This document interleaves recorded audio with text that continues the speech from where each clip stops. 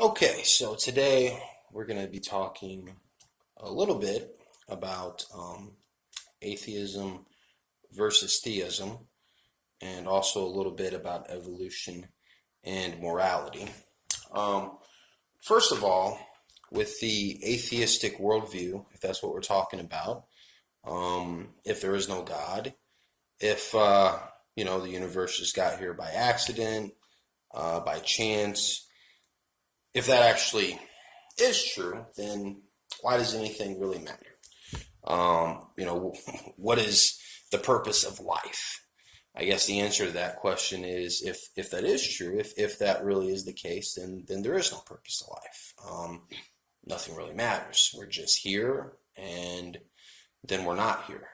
I suppose one of the reasons, at least for myself, I can say one of the reasons why, I'm a Christian, and I do believe in God, is because to me, it seems a lot more reasonable to believe that there is a purpose to life, that things do matter, and that we're not just molecules in motion, that we're not just a bunch of chemical reactions, because obviously if that is what we are, if we're simply just chemical reactions, then why should we trust or believe anything that we think? Why should an atheist even trust atheism? If we can't reason, if we can only react to things, then we really can't even trust ourselves if that is the case. But of course, if there is a God, if there is a higher power than just us, then we do have the power to reason. We do have the ability to think, and there is a standard. I guess you could say. So with that said, because I guess one of the reasons why this is an interesting topic to me, if you look at statistics show that roughly 70% of Americans are Christians, and they believe in creation versus evolution.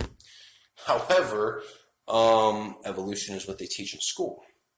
They don't teach intelligent design or creationism. It's just strictly evolution, and it's presented as science as opposed to just an idea or a theory, although it is just a theory, of course, hasn't been proven.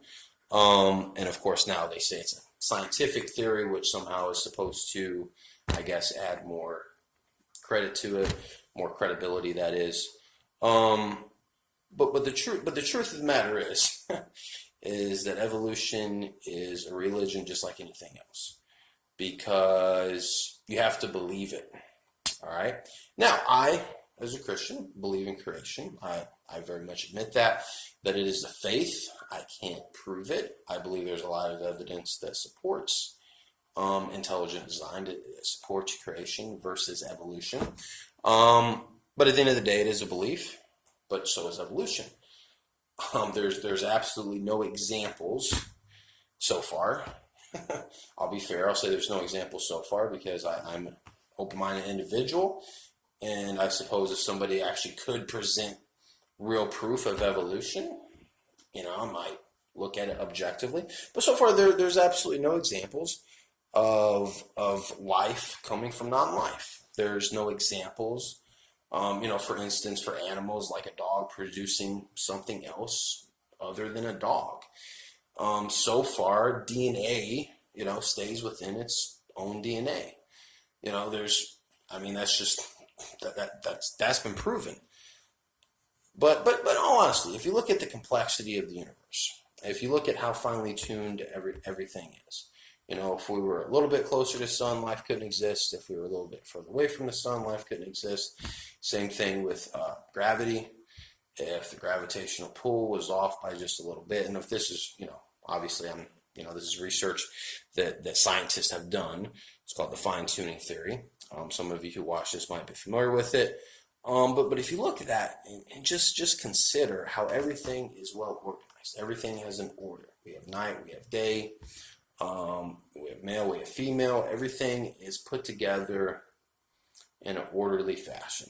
For me, I can't look at that and honestly, I can't help myself but to look at that and realize, or at least realize the possibility that there is in fact an intelligent designer. You know, I mean, I don't know. I mean, for instance, when I look at a house, I don't look at a house and just think, well, maybe it got there by natural process. Maybe it just sprouted up. No, I look at the house and see there's a door, see there's windows, there's plumbing, everything fits just right. Same thing with us. You know, we have 2 eyes, we have 2 hands, 10 fingers, 10 toes, you know, with the exception maybe of some who were born with abnormalities, of course. But the majority, you know, that's the case. Everything is put together just right. And of course, we can get into, you know, what the Bible says and all that stuff. But just for the sake of this case that I'm making, just to look at reason and logic, you know, you got to stop and consider, wait, maybe, just maybe, there is an intelligent designer, as opposed to things just happening by accident. Because again, if that's the case, okay, if we just simply got here by accident, or whatever you want to call it, you know, the Big Bang, you know, and I'm not necessarily opposed to the Big Bang. You know, I just believe that God is the one who banged it. You know, if that is in fact how it happened. Which of course, with that said, you know, scientists, you know, can, at least they say they can trace back to where, you know, to where there was nothing, and then that's when the explosion happened. And they say there's a beginning for time, space, and matter. But I look at that and say that if time, space, and matter had a beginning, and of course other people share this opinion, it's not my own, or at least this position rather, that if time, space, and matter had a beginning, that whatever caused it, or rather whoever caused it, had to be outside of time, space, and matter. Because obviously whatever's being created, whoever is creating it, can't be a part of that creation. Like if I'm going to make a table, I'm not part of the table. I'm outside of the table. So with that said, obviously God is outside of time, space, and matter. So again, I mean, to me, being a Christian, I believe that is a much more reasonable position to have. I believe it makes a lot more sense, just with everything in life. Because again, if we just got here by accident, if you know, we just happened, then there's no rules.